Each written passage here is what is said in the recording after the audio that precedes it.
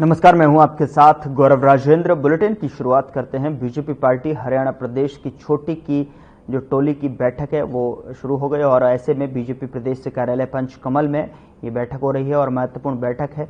और इस बैठक में प्रदेश अध्यक्ष मोहनलाल कौशिक समेत बीजेपी के तमाम नेता मौजूद रहे। बैठक में सीएम सैनी ने भी हिस्सा लिया है और सदस्यता अभियान को लेकर संगठनात्मक गतिविधियों के निमित्त हो रही बीजेपी की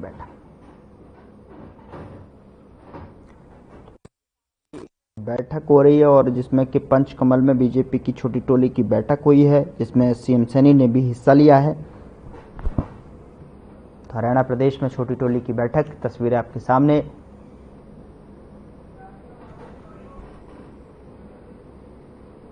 जहां पर संगठनात्मक गतिविधियों पर यह बैठक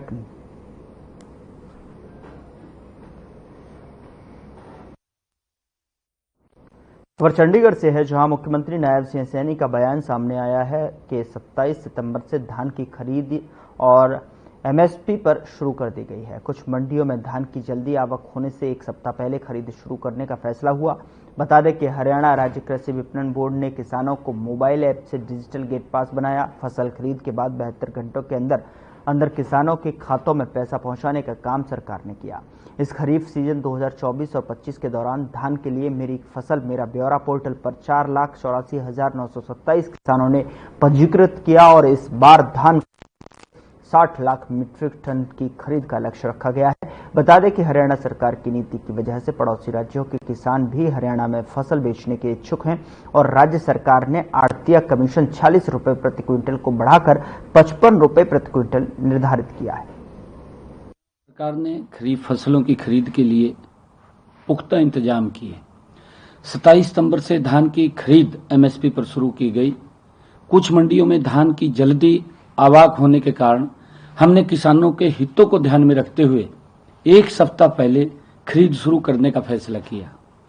भारत सरकार के निर्देशानुसार फसलों की खरीद एमएसपी पर करनी सुनिश्चित की है। किसानों को इस बार मंडी गेट पर भी इंतजार नहीं करना पड़ा। इसके लिए हरियाणा राज्य कृषि विपणन बोर्ड ने मंडी गेट पर पास लेने के लिए एक नई व्यवस्था लागू की। इसका किसानों को बड़ा फायदा हुआ है। किसानों ने मोबाइल ऐप द्वारा स्वयं ही घर बैठे आसानी से डिजिटल गेट पास बनाया, जिससे उन्हें मंडी गेट पर अन्य गेट पास प्राप्त करने की आवश्यकता नहीं पड़ी। उन्होंने बिना देरी या लाइन में लगे सीधे मंडी में प्रवेश कर अपनी फसल बेचने का काम किया। हमारी सरकार ने फसल का भुगतान के लिए भी संपूर्ण व्यवस्था बनाई। फसल खरीद के बाद 72 घंटे के अंदर किसानों के खाते में सीधा पैसा पहुंचाने का काम हमारी सरकार ने किया है। इस खरीफ सीजन में धान के लिए मेरी फसल मेरा ब्यौरा पोर्टल पर 4,84,927 किसान पंजीकृत हैं। इस बार धान खरीद के लिए 60 लाख मीट्रिक टन खरीद का लक्ष्य रखा गया। अब तक 50,46,000 मीट्रिक टन धान की खरीद की गई है, जिसकी एवज में किसानों को 11,296 करोड़ रुपए की राशि का भुगतान सीधा उनके खाते में दिया गया। उधर कुरुक्षेत्र में नायब सिंह सैनी ने विधानसभा के गांव कनीपला में बीजेपी सदस्यता अभियान का शुभारंभ किया है। बता दें कि सीएम सैनी ने इस जिला में 3 लाख नए बीजेपी सदस्य बनाने का लक्ष्य निर्धारित किया है। मुख्यमंत्री ने गांव कनीपला को 33 केवी के पावर हाउस 21 लाख रुपए की अनुदान राशि की सौगात दी है। और आपको बता दें कि इस कार्यक्रम में पूर्व राज्य मंत्री सुभाष सुधा, भाजपा के जिला अध्यक्ष सुशील राणा मौजूद थे।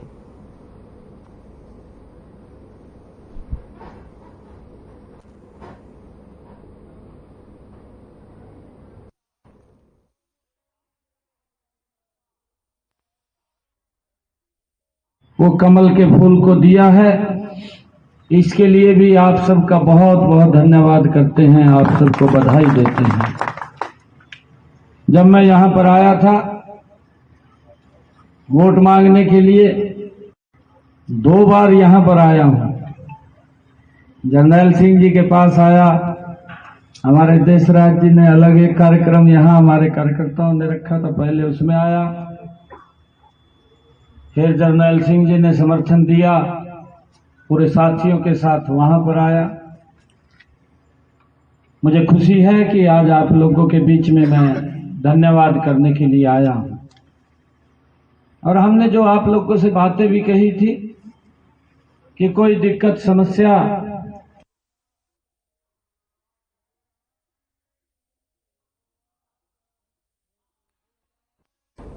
उधर हरियाणा के मुख्यमंत्री नायब सिंह सैनी गुरुकुल पहुंचे और इस दौरान उन्होंने आर्य महासम्मेलन में शिरकत की। गुजरात के राज्यपाल आचार्य देवव्रत भी वहां मौजूद रहे और राज्यपाल आचार्य देवव्रत ने भव्य अभिनंदन किया।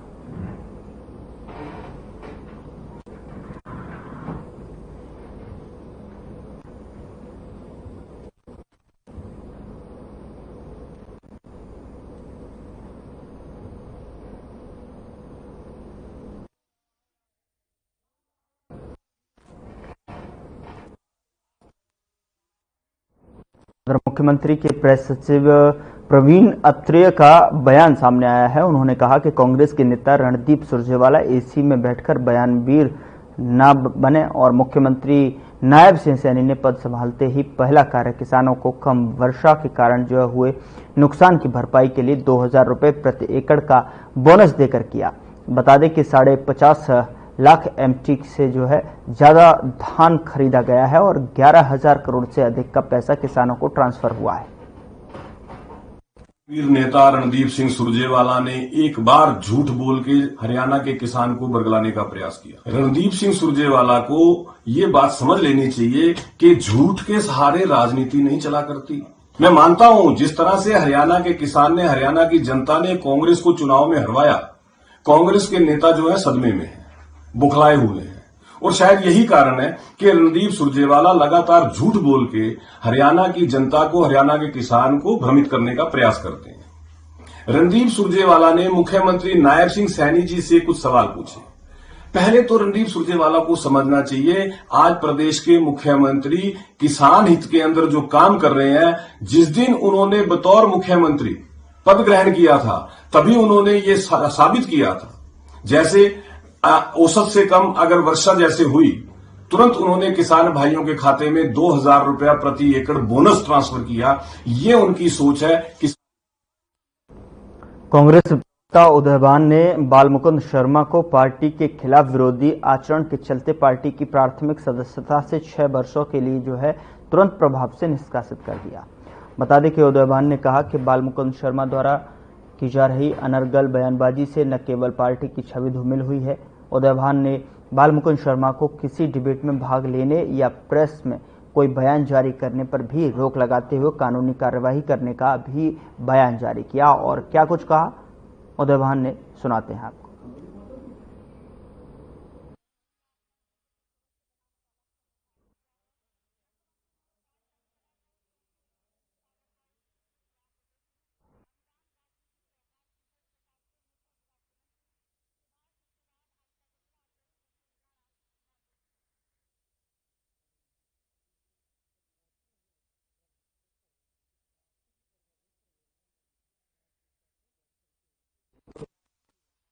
राष्ट्रीय राजमार्ग 19 के साथ लगे सर्विस रोड पर लंबे समय से रुके हुए कार्य को लेकर राहगीरों को काफी परेशानियों का सामना करना पड़ रहा है। बता दें कि सर्विस रोड का कार्य पूरा न होने के कारण स्थानीय लोग गलत दिशा में वाहनों को चलाकर अपने घरों में पहुंच रहे हैं, जिस कारण आए दिन लगातार राष्ट्रीय राजमार्ग 19 पर दुर्घटनाएं भी सामने आ रही हैं।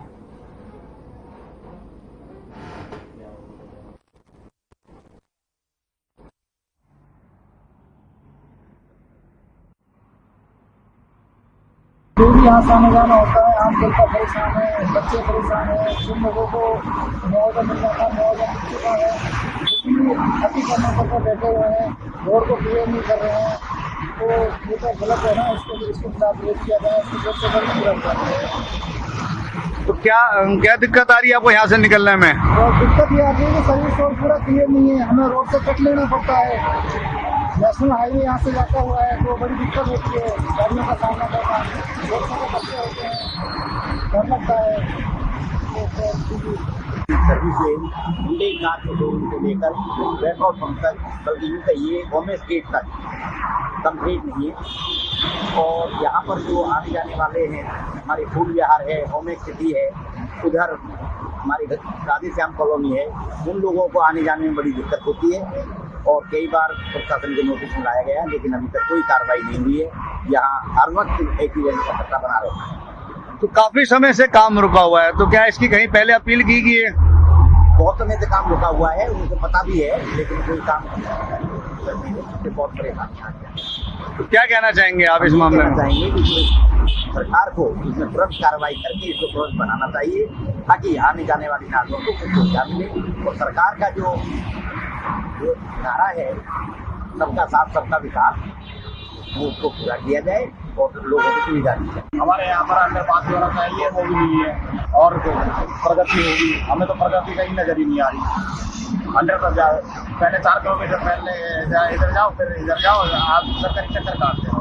इधर मंदिर भी पड़ता है, मंदिर है, शादियाँ आना जाना होता है, कोई अंडरपास की सुविधा होनी चाहिए या मतलब ओवर फ्लाई ओवर होना चाहिए, जिससे 2 व्हीलर, चलो 4 व्हीलर ना हो, 2 व्हीलर तो क्रॉस हो कम से कम, और पैदल जाने वाले कम से कम इजीली तो क्रॉस कर सके रोड। सर्विस रोड पूरा नहीं है, लेकिन आपको क्या समस्या आ रही है? समस्या है। अब एक बात बताओ जी, वहाँ से सीधा आने के बाद कुछ तो यहाँ पर शोरूम होने के कारण यहाँ ट्रैफिक जाम लगा रहता है, दूसरा यहाँ आने के बाद रॉन्ग साइड करते कोई ना कोई एक्सीडेंट हो जाता है। रोड का तो आजकल बड़ी दिक्कतें हो रही है, मुआवजा भी जब मिल चुका है तो अभी तक बनाया क्यों नहीं है गवर्नमेंट ने, और इस पे इतने हादसे होने स्टार्ट हो गए बहुत ज्यादा है, और रोज ना कुछ रोज हादसे हो रहे हैं और इसको अनदेखी किया जा रहा है।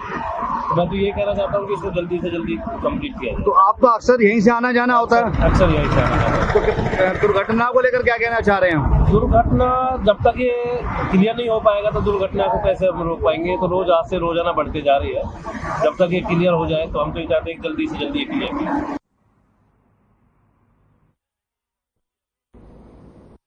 खबर पंचकुला से है, जहां भारतीय जनता पार्टी के हरियाणा प्रदेश की छोटी टोली की बैठक हुई। बता दें कि बैठक में प्रदेश अध्यक्ष मोहनलाल और कौशिक, मोहनलाल कौशिक और प्रदेश सह प्रभारी सुरेंद्र नागर, संगठन महामंत्री फणींद्र नाथ शर्मा, प्रदेश महामंत्री एवं कैबिनेट मंत्री कृष्ण बेदी और महामंत्री डॉक्टर अर्चना गुप्ता एवं सुरेंद्र पुनिया के साथ प्रदेश कोषाध्यक्ष अजय बंसल भी उपस्थित रहे।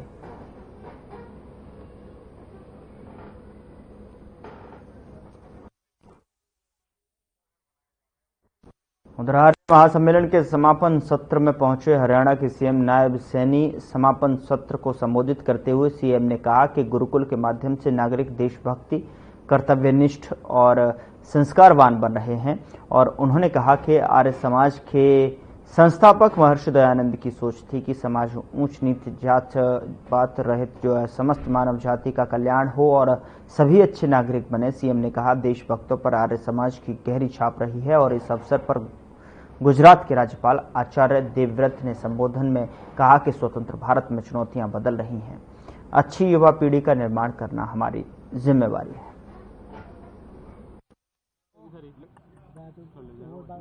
आज मेरे लिए बड़ा शुभ दिन है। मैं धर्म क्षेत्र कुरुक्षेत्र की इस पावन भूमि में स्थापित इस गुरुकुल में आप सब आर्यजनों के बीच आया हूं। सबसे पहले मैं इस महान संस्था को नमन करता हूं। यहां आर्य महासम्मेलन का आयोजन आर्य समाज के प्रेरणा स्रोत महर्षि दयानंद जी के 200वें जयंती वर्ष में हो रहा है। मैं सभी आर्यजन को महर्षि दयानंद जी के 200वें जयंती वर्ष की हार्दिक बधाई और शुभकामनाएं देता हूं। साथ ही इस महासम्मेलन के आयोजन के लिए गुरुकुल कुरुक्षेत्र और आर्य प्रतिनिधि सभा हरियाणा की भी सराहना करता हूं। मैं इस आयोजन में भाग लेने के लिए दूर दूर से आए आर्य प्रतिनिधियों का स्वागत भी करता हूं। मुझे विश्वास है कि इस 2 दिवसीय महासम्मेलन में जो गहन विचार मंथन होगा उससे सारी मानव जाति के कल्याण को एक नई दशा मिलेगी। महर्षि दयानंद जी का लक्ष्य यही था, सबको आर्य बनाने से उनका भाव यही था कि सभी अच्छे नागरिक बने। जब सब मानव आर्य होंगे तो ऊंच नीच, जात पात, वैरभाव आदि अपने आप ही खत्म हो जाएगा। ये महर्षि दयानंद जी की विचार थे, उनकी सोच थी। महर्षि दयानंद जी द्वारा 1875 में स्थापित आर्य समाज एकमात्र ऐसा संगठन है जिसने धर्म, समाज और राष्ट्र तीनों के लिए अभूतपूर्व कार्य किए हैं। आर्य समाज ने उस समय सोए हुए देश को जगाकर देश और धर्म की रक्षा की, वैदिक आदर्शों और संस्कृति के प्रति निष्ठा जगाई। इसके अलावा जातिवाद का अंत करने, सबको पढ़ने का अधिकार, स्त्री शिक्षा, विधवा विवाह, छुआछूत को समाप्त करने का, गौ रक्षा आदि के लिए उल्लेखनीय भूमिका महर्षि दयानंद जी ने वो हमें एक मार्ग दिया है। जब भारत स्वतंत्र था तब महर्षि दयानंद ही थे जिन्होंने स्वराज की मिसाल जगाई थी। देश की आजादी के आंदोलन में आर्य समाज के अनेक महानुभावों ने महान योगदान दिया था। इनमें स्वामी श्रद्धानंद, महात्मा हंसराज, लाला लाजपत राय, वीर सावरकर जी और राम प्रसाद बिस्मिल जैसे महान देशभक्तों की लंबी सूची है। उधर फरीदाबाद के मोटुका गांव में 44 एकड़ जमीन जो कि पंचायत ने जिला कारागार बनाने के लिए दी थी, उसको तत्कालीन सरकार के द्वारा जिला कारागार बनाने के लिए रिजेक्ट कर दिया गया था। उसके बाद वह जमीन एनटीपीसी को दे दी गई थी, लेकिन यही जमीन अब आसपास के सैकड़ों गांव के लिए जी का जंजाल बन गई है। बता दें, जिसमें हरियाणा सरकार के द्वारा कूड़ा घर बनाया जा रहा है, जिसके लिए किसान लगातार मंत्री और विधायकों के दफ्तरों के चक्कर काट रहे हैं। इसको लेकर किसानों ने एक महापंचायत का आयोजन किया, जिसमें उन्होंने अपनी कमेटी गठित कर अनिश्चितकालीन धरने का आह्वान किया है। और वहीं किसानों ने कहा कि अगर सरकार और प्रशासन ने अभी हमारी मांगे नहीं मांगी तो पंचायत में आगामी कार्रवाई के निर्णय लिए जाएंगे।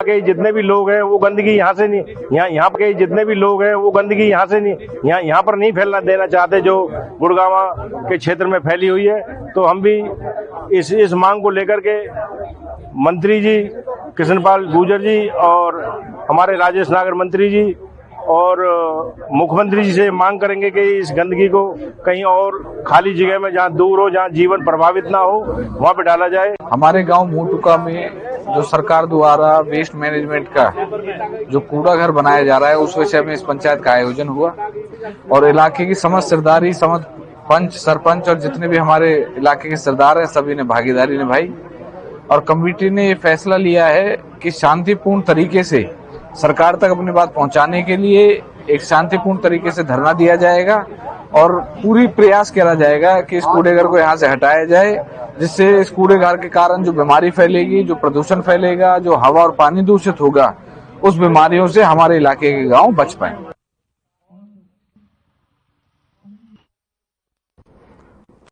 मंत्री और विधायक पंडित मूलचंद शर्मा ने बल्लभगढ़ की सैनिक पब्लिक सीनियर सेकेंडरी स्कूल में लगा मेगा हेल्थ आयुर्वेदिक चिकित्सा कैंप में शिरकत की और इस कैंप में ब्लड प्रेशर और शुगर, थायराइड और जोड़ों का दर्द, अस्थमा, पेट की समस्या, स्त्री रोग से संबंधित बीमारियों का इलाज भारत सरकार द्वारा किया जा रहा है। चेकअप और इलाज के साथ दवाइयां भी निःशुल्क दी जा रही हैं। वहीं कैंप के आयोजक रेणु आर्य ने बताया कि जन कल्याण सेवा न्यास के सौजन्य द्वारा इस कैंप में 1500 लोगों ने अब तक इलाज कराया है।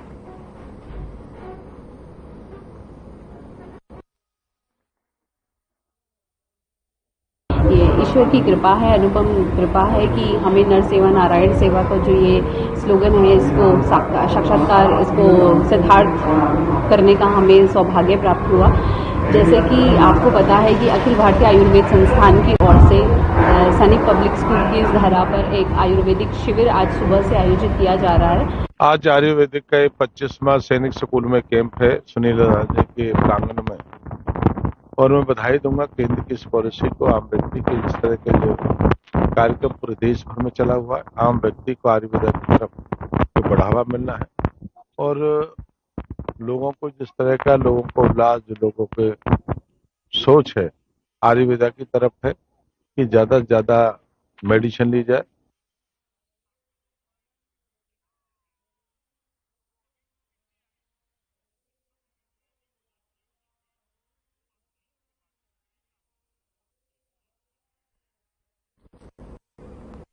मुरैना में डीएपी खाद लेने के लिए महिला एवं पुरुष किसानों की लंबी लाइन लगी। आपको बता दें कि भीड़ को देखते हुए इस बार डीएपी खाद समिति के अधिकारियों द्वारा जुलाना के थाना में वितरित किया जा रहा है। खाद को लेकर सोसाइटी अधिकारी ने दावा किया है कि पर्याप्त मात्रा में डीएपी खाद उपलब्ध है। सरसों बिजाई के साथ ही गेहूं बिजाई को लेकर इन दिनों खाद की मारामारी चल रही है, तो वहीं किसानों का कहना है कि जुलाना में खाद नहीं मिल पा रहा है, इसलिए किसानों को भारी समस्याओं का सामना करना पड़ रहा है।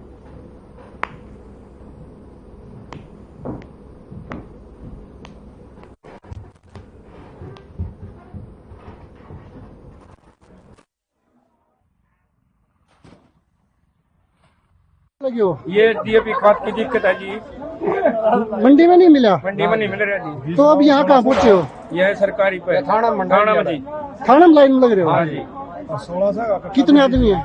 आदमी होंगे 150। क्या नाम आपका? मेरा अनिल लग रहे हो? ये खाद लेने का तरह रहे हैं डीएपी। कौन से गांव से हो? साजीपुर से। मंडी में नहीं मिला? हाँ जी, मंडी में 16 बीज का जल्ला कट्टा लाऊं। अच्छा, तो यहाँ जो है 5 दे रहे हैं, 5 दे दें। एक आधार कार्ड। क्या नाम आपका? में लग रहे हो थाना में। तो यहाँ पे सरकारी खाद मिल रहा है, प्राइवेट है? सरकारी वैसे तो। अच्छा, नहीं मिल रहे। 1 घंटा हो लिया इतने जगह। हाँ, एक पर्ची मिल रही है। क्या नाम आपका? फुलकुमार। कौन से गाँव से?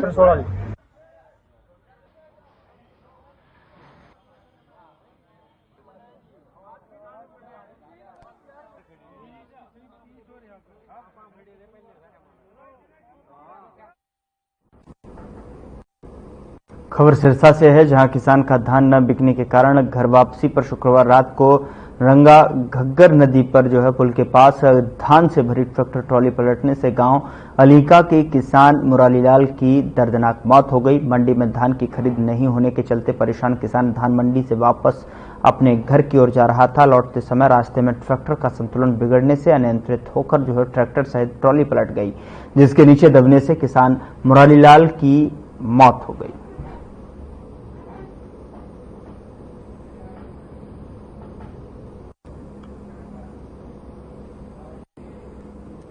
फिलहाल बुलेटिन में इतना ही। नमस्कार।